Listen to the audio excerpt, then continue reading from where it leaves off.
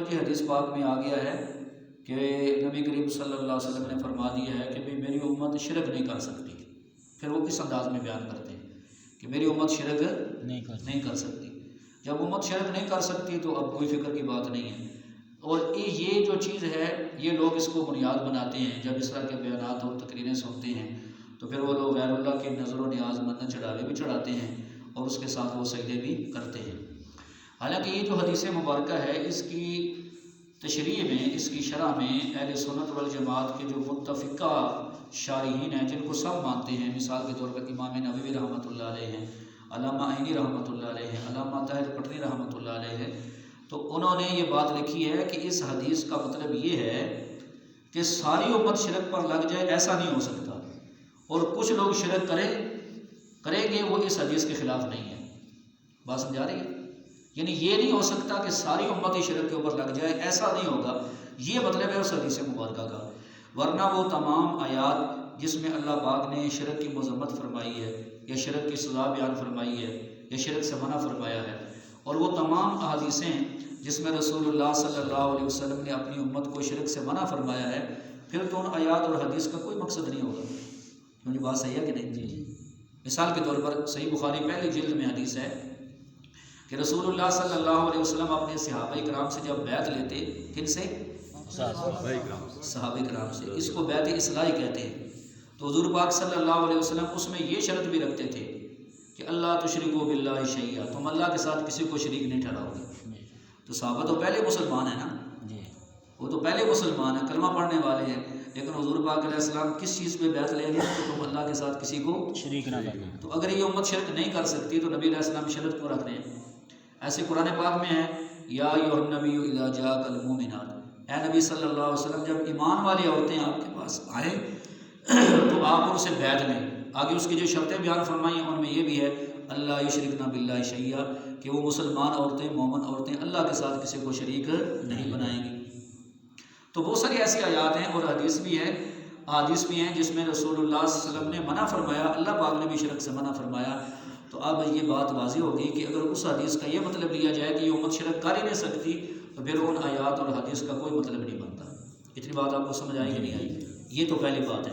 تو یہ امام نووی رحمۃ اللہ علیہ، علامہ عینی رحمۃ اللہ علیہ نے فرمایا کہ ھذا معناہ علی مجموعکم، کہ ایسا نہیں ہو سکتا کہ ساری امت ہی مشرک بن جائے، باقی کچھ لوگ شرک کریں گے، وہ اس حدیث کے خلاف نہیں ہے.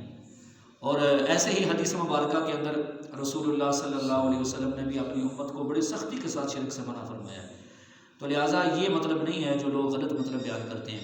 اب آئیے ذرا اس چیز کو سمجھتے ہیں کہ جو کسی بندہ کسی کو تعظیم کے لیے، کسی کے احترام میں کسی کو سجدہ کر سکتا ہے یا نہیں، اس کو سجدہ تعظیمی کہتے ہیں. سجدے کی دو قسمیں ہیں.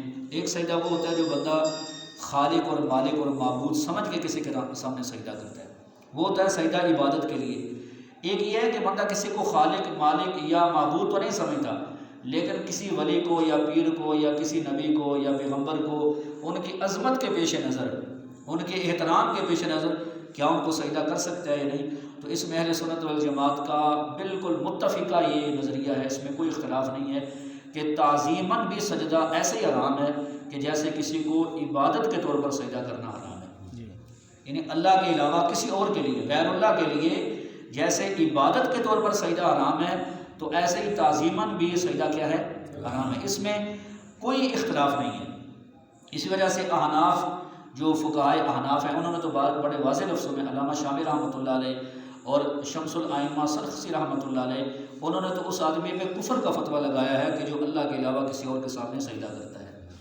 اور مولانا احمد رضا خان صاحب نے بھی اپنی جو مشہور کتاب ہے الزبدۃ الزکیہ، اس کے اندر 50 فقہا کے اقوال انہوں نے ذکر کیے ہیں، لکھے ہیں، جو اس چیز کے اوپر انہوں نے دلیل پکڑی ہے کہ اللہ کے علاوہ کسی اور کو تعظیماً بھی سجدہ کرنا حرام ہے.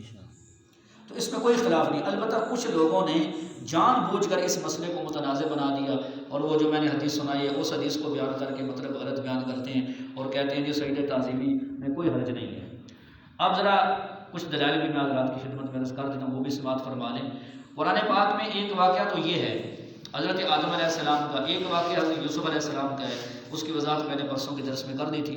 اس کے علاوہ قرآن پاک میں جتنی بھی آیات ہیں جن میں سجدے کا حکم ہے تو اس میں اللہ کے لیے سجدہ کرنے کا حکم ہے۔ مثال کے طور پر ایک جگہ ارشاد فرمایا لا تسجدوا للشمس ولا للقمر واسجدوا للہ الذی خلقہن ان کنتم ایاہ تعبدون۔ اے لوگو سورج اور چاند کو سجدہ نہ کرو بلکہ اللہ کو سجدہ کرو جس نے سورج اور چاند کو پیدا کیا ہے اگر تم خالصتاً اللہ کی عبادت کرنا چاہتے ہو۔ اسی آیت مبارکہ سے شاہ اسماعیل شہید رحمۃ اللہ علیہ نے یہ دلیل پکڑی کہ مخلوق کو سجدہ کرنا جائز نہیں ہے، کیونکہ اللہ فرماتے ہیں سجدہ اس ذات کو کرو جس نے سورج اور چاند کو پیدا کیا ہے۔ معلوم ہوا کہ جو خالق ہے سجدہ اسی کا حق ہے، باقی کوئی بھی مخلوق ہے خواہ وہ انبیاء ہوں، اولیاء ہوں، بزرگان دین ہوں یا کوئی بھی ہوں، اللہ کے علاوہ کسی اور کو کسی بھی قسم کا سجدہ کرنا جائز نہیں ہے، خواہ وہ عبادت کے طور پر ہو خواہ وہ تعظیم کے طور پر ہو۔ ایسے ہی قرآن پاک میں اللہ رب العالمین ایک جگہ ارشاد فرماتے ہیں یا ایھا الذین آمنوا ارکعوا واسجدوا واعبدوا ربکم وافعلوا الخیر لعلکم تفلحون۔ اے ایمان والو رکوع بھی اللہ کے لیے کرو، سجدہ بھی اللہ کے لیے کرو، عبادت بھی اللہ کی کرو اور نیکی کے کام کرو تاکہ تم کامیاب ہو جاؤ۔ وہ دیگر بہت ساری آیات ہیں جس میں سجدے کا ذکر آتا ہے اور وہ سجدہ صرف اور صرف اللہ پاک نے اپنے لیے بیان فرمایا ہے کہ مجھے سجدہ کرو۔ ایسی بہت ساری احادیث مبارکہ بھی ہیں، مثال کے طور پر چند احادیث میں آپ حضرات کی خدمت میں عرض کرتا ہوں۔ ایک حدیث پاک میں آتا ہے کہ رسول اللہ صلی اللہ علیہ وسلم کے سامنے ایک مرتبہ ایک اونٹ نے آ کر سر جھکایا، ایک اونٹ نے سر جھکایا تو صحابہ کرام رضوان اللہ علیہ مجمعین نے عرض کیا کہ یا رسول اللہ صلی اللہ علیہ وسلم ہم آپ کو سجدہ نہ کیا کریں، جیسے اس اونٹ نے آپ کے سامنے سر جھکایا ہے تو ہم بھی آپ کو سجدہ نہ کریں؟ تو رسول اللہ صلی اللہ علیہ وسلم نے ارشاد فرمایا کہ نہیں، اعبدوا ربکم واکرموا اخاکم، عبادت اپنے رب کی کرو۔ وہ نبی علیہ السلام نے بتا دیا کہ سجدہ عبادت ہے، سجدہ عبادت ہے، لہذا فرمایا کہ عبادت اپنے رب کی کرو، واکرموا اخاکم، میں دین کے اعتبار سے اسلام کے اعتبار سے تمہارا بھائی ہوں، میری تعظیم کرو۔ تو رسول اللہ صلی اللہ علیہ وسلم نے خود ارشاد فرما دیا کہ گویا سجدہ کس کا حق ہے؟ اللہ کا، جس کو رب کہتے ہیں سجدہ اس کے سامنے کرو۔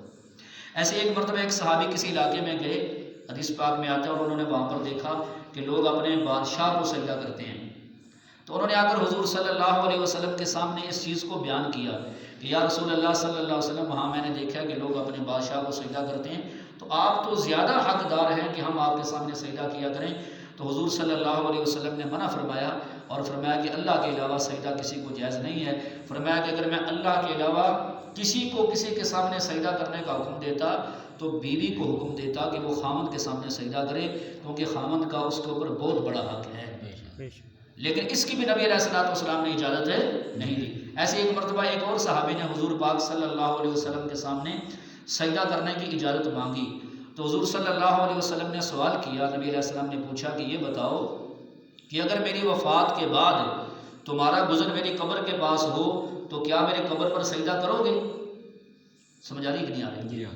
حضور پاک علیہ السلام نے اپنے صحابی کو فرمایا کہ اگر میری وفات کے بعد تمہارا گزر میری قبر کے پاس ہو تو کیا میری قبر پر سجدہ کرو گے؟ انہوں نے کہا یا رسول اللہ صلی اللہ علیہ وسلم نہیں۔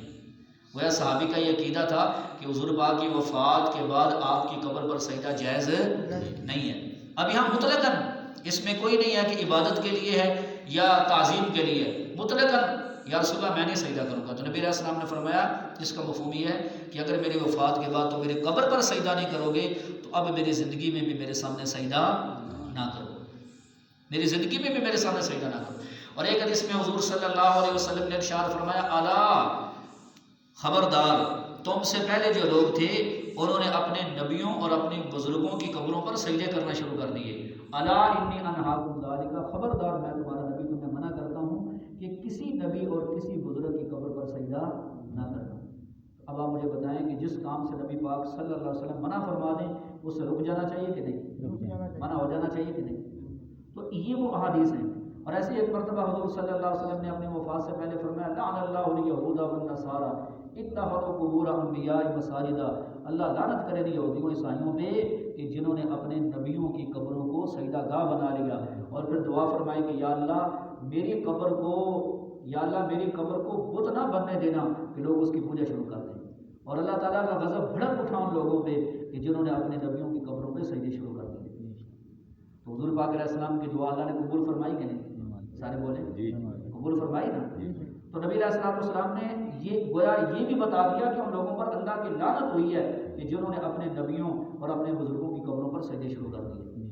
یہ وہ تمام احادیث ہیں جس سے اہل سنت والجماعت کے فقہاء نے یہ اس چیز کا استدلال کیا، فقہاء کرام نے، کہ سجدہ خواہ عبادت کے لیے ہو خواہ تعظیم کے لیے ہو وہ غیر اللہ کے لیے حرام ہے، اللہ کے علاوہ کسی اور کے لیے کرنا جائز نہیں ہے۔ وہ تمام یہ وہ احادیث مبارکہ ہیں، اس کے علاوہ اور بھی بہت ساری احادیث ہیں۔ اب میرے بھائیوں، بعض لوگ اپنی جہالت کی وجہ سے، جیسے میں نے آپ حضرات کو شروع میں بتایا کہ اس حدیث سے استدلال کرتے ہیں کہ نبی علیہ السلام نے فرمایا جس کا مفہوم ہے کہ مجھے تم پر شرک کا خوف نہیں ہے، تو بھی اگر آپ نے حدیث پڑھی ہے تو اس کا مطلب بھی تم ان لوگوں سے لیں کہ جو اس چیز کے ماہرین ہیں، اور یہ تو گمراہی کی وجہ ہے کہ لوگ قرآن پاک کی آیت پڑھ کے مطلب اپنا بیان کرتے ہیں، یا ایک حدیث پڑھ کے مطلب تو آیت پڑھیں پھر اس کا مطلب وہ لیں جو اہل سنت والجماعت کے مفسرین نے لکھا ہے، حدیث پڑھیں اور اس کا مطلب وہ لیں جو شارحین حدیث نے لکھا ہے۔ تو امام نووی رحمۃ اللہ علیہ، علامہ عینی رحمۃ اللہ علیہ، علامہ طاہر رحمۃ اللہ علیہ، یہ وہ متفقہ امام ہیں، شارحین حدیث ہیں جنہوں نے اس حدیث کا مطلب بھی لکھ دیا ہے۔ تو ایسے بعض لوگ کہتے ہیں اور یہ آدم علیہ السلام کو سجدہ ہوا تھا، لہٰذا بزرگوں کو سجدہ کرنا جائز ہے، یا حضرت یوسف علیہ السلام کو ان کے والدین اور بھائیوں نے سجدہ کیا تھا۔ تو بھائی پہلی بات تو یہ ہے کہ بہت ساری چیزیں ایسی تھیں جو پہلے امتوں کے اندر جائز تھیں، حلال تھیں، لیکن اس امت میں اللہ پاک نے وہ حرام فرما دی۔ مثال کے طور پر آدم علیہ السلام کی شریعت میں ابتدا کے اندر بہن بھائی کا آپس میں نکاح جائز تھا، ایک جوڑا جو صبح کو ہوتا دوسرا شام کو ہوتا تو ان کا آپس میں نکاح ہوتا تھا، بہن بھائی کا آپس میں نکاح ہوتا تھا، لیکن اس امت میں اللہ تعالیٰ نے بہن بھائی کا نکاح کیا کر دیا؟ حرام قرار دے دیا، اب وہ جائز نہیں۔ تو اب کوئی بندہ یہ دلیل پکڑے اور یہ کہ آدم علیہ السلام کے سامنے سجدہ ہوا تھا تو لہٰذا ہمیں بھی اپنے بزرگوں کی قبروں پہ سجدے کرنے چاہیے یا زندہ بزرگوں کے سامنے سجدے کرنے چاہیے، تو اس کا مطلب یہ ہے کہ نعوذ باللہ پھر وہ بھی اس حکم پر بھی عمل کریں گے، بہن بھائی کی شادی پر بھی عمل کریں گے، نکاح پر عمل کریں گے۔ ایسے ہی میں نے عرض کر دیا تھا اس دن بھی کہ پہلی امتوں میں تصویریں بنانا جائز تھا۔ حضرت سلیمان علیہ السلام کے لیے جنات بڑی بڑی محرابیں بناتے اور بڑی بڑی تصویریں بناتے، یا معلوم ما یشاء من محارب و تماثیل، جنات حضرت سلیمان علیہ السلام کی چاہت پہ بڑی بڑی محرابیں بناتے اور بڑی بڑی تصویریں بناتے، لیکن حضور پاک علیہ السلام نے کیا فرمایا کہ قیامت والے دن اس آدمی کو سب سے سخت عذاب ہوگا کہ جو تصویر بنانے والا ہوگا، فرمایا کہ تو یہ چیزیں تو نبی علیہ السلام نے واضح فرما دی، لہٰذا جو پہلی شریعتوں میں بہت ساری چیزیں حلال تھیں اس امت کے اندر وہ حرام ہو گئی، تو ان سے اب دلیل پکڑنا یہ انتہائی بے وقوفی کی بات ہے۔ بالکل ایسے ہی سجدے تعظیمی ہو یا عبادت کے لیے اس میں اہل سنت والجماعت کا اتفاق ہے، اس میں کسی مسئلہ کا کوئی خلاف نہیں، لیکن تو صرف بعض لوگوں نے اپنی جہالت کی بنیاد پہ اس مسئلے کو متنازع بنایا اور یہ باور کرانے کی کوشش کی اور یہ بزرگوں کے سامنے تعظیم اور سجدہ یہ جائز ہے اور سجدہ کر سکتے ہیں۔ مبارک آج کی بحث میں آپ نے یہ بات تفصیل سے بات فرما دی ہے کہ سجدہ عبادت کے لیے بھی اللہ کا حق ہے اور عظمت تعظیمی سجدہ وہ بھی اللہ کے لیے ہونا چاہیے، غیر اللہ کے لیے کرنا بالکل حرام ہے۔ اللہ پاک ہمیں ان باتوں پہ عمل کی توفیق کرے۔